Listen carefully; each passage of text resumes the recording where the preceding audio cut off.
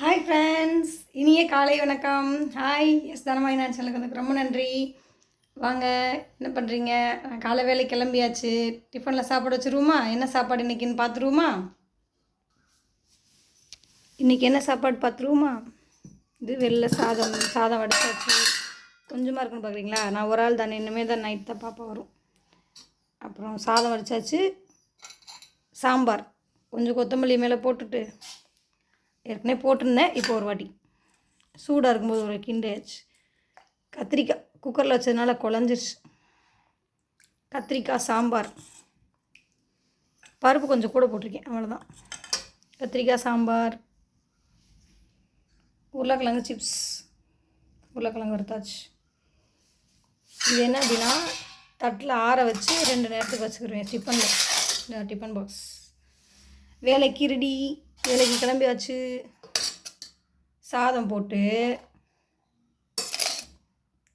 2 நேரத்துக்கு நல்லா ஆற வச்சு டிஃபனில் வச்சாதான் வந்து மத்தியானத்துக்கும் தாங்கும். ஏன்னா வெயில் கொளுத்துதில்ல, நல்லா ஆற வச்சிடும். உங்கள் வீட்டில் என்ன சாப்பாடு?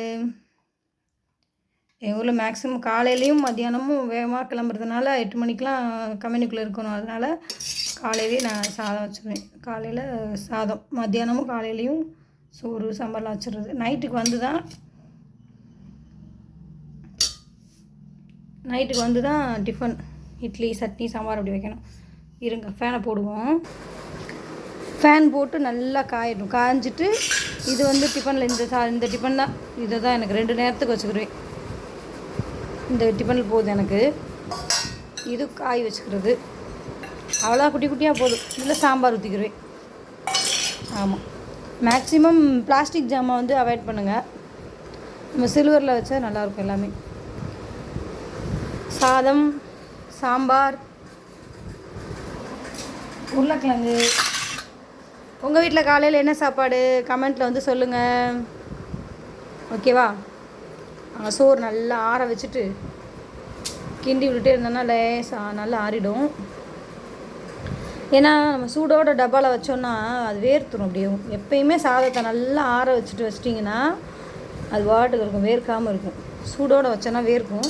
இது எல்லாருக்கும் தெரியும், இருந்தாலும் சொல்கிறேன்.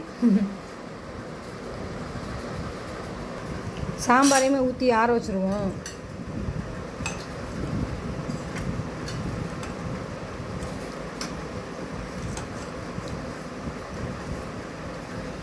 ரேஷன் பருப்பு தான், குட்டி குட்டியாக இருந்தது பாருங்கள். 5 விசில் வச்சேன், இருந்தாலும் அது வந்து வேகாமல் இருக்குது. அங்கே பாருங்கள், கொஞ்சம் முழுசாக இன்றைக்கி ஊற வச்சுட்டு தான் வச்சேன்.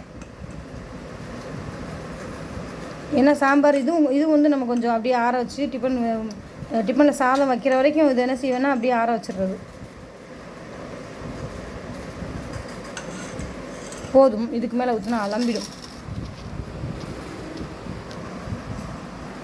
ஆமாம், ஃபேன் போட்டிருந்தேன். சாதம் நல்லா ஆறிடுச்சு. ஓகேவா? டிஃபனில் வச்சிடலாமா?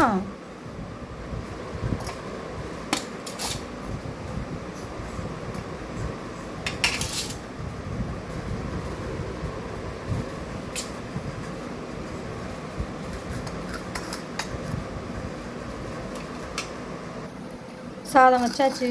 டிஃபனில் சாதம் வச்சாச்சு. மூடிடுவோமா? சாம்பாரும் கொஞ்சம் ஆறிடுச்சு. சாம்பார், சாதம், சாம்பார். இந்த உருளைக்கிழங்க இந்த டப்பாவில் பாட்டில் வச்சுக்கிறோம். இது 2 நேரத்துக்கு இதில் ஊறுகாய் வச்சுக்கிறேன். இந்த வச்சாச்சு. உருளைக்கிழங்கு வச்சுட்டேன், பாட்டிலில் வச்சாச்சா. இந்த ஊறுகாய் நானாக போட்டேன். ஏற்கனவே வீடியோ போட்டிருக்கேன். எலுமிச்சங்காய் ஊறுகாய் பாப்பாவுக்கு கொடுத்துட்டல ஹாஸ்டலுக்கு. ஆமாம், அது போட்டுட்டு மீதி வச்சுருந்தேன். கொஞ்சமாக போதும். வெயிலுக்கு இவ்வளோ ஊறுகாய் சாப்பிட்டோம், அவ்வளோதான். கொஞ்சமாக, ஏன்னா நல்லெண்ணெய் ஊற்றிக்கிறதுனால ஒன்றும் பிரச்சனை இல்லை, உரப்பில்லாமல் தான் இருக்குது. கொஞ்சோண்டு தான் வச்சுருக்கேன், ஓகேவா? வெயிலுக்கு ஊறுகாய் நிறைய சாப்பிடக்கூடாது. சாம்பாருங்கனால ஊறுகாய் எடுத்தாச்சு. சாம்பார் தயிர் சாதத்துக்கு ஊறுகாய் தானே உள்ளே போகும். உங்களுக்கு ஊறுகாய் பிடிக்குமான்னு சொல்லுங்கள். யார் யாருக்கு என்னென்ன ஊறுகாய் பிடிக்கும்னு சொல்லுங்கள். இது வந்து எலுமிச்சங்காய் ஊறுகாய். நார்த்தங்காய் ஊறுகாய் இன்னும் நமக்கு வந்து நார்த்தங்காய் வந்து பசியை தூண்டும் நல்லா. நார்த்தங்காய் அதில் ஒரு ஊறுகாய் சாப்பிட்டோம்னா செம்மையாக இருக்கும் நார்த்தங்காய். யார் யாருக்கு என்னென்ன பிடிக்கும் ஊறுகான்னு சொல்லுங்கள் கமெண்ட்டில். உங்கள் வீட்டில் என்ன சமையல்னு சொல்லுங்கள். ஓகே ஃப்ரெண்ட்ஸ், சாப்பாடு டிஃபனில் எடுத்துட்டேன், கிளம்பிட்டேன். என் பையன் மீனை விட்டுட்டு டூர் போயிருக்காரு. இந்த மீன் குட்டி போடுன்னு சொல்லி கரெக்டாக சொன்னேன். அதே மாதிரி இதில் தனியாக நாங்கள் வச்சுருந்தோமா, இங்கே பாருங்கள் குட்டி போட்டுருக்க பாருங்கள். மீன் குஞ்சு, மீன் குஞ்சா, மீன் குட்டி சொல்லக்கூடாது, மீன் குஞ்சு தெரியுதா? குட்டி குட்டியாக ஓடுது பாருங்கள். அழகாக இருக்குது, க்யூட்டாக இருக்குது.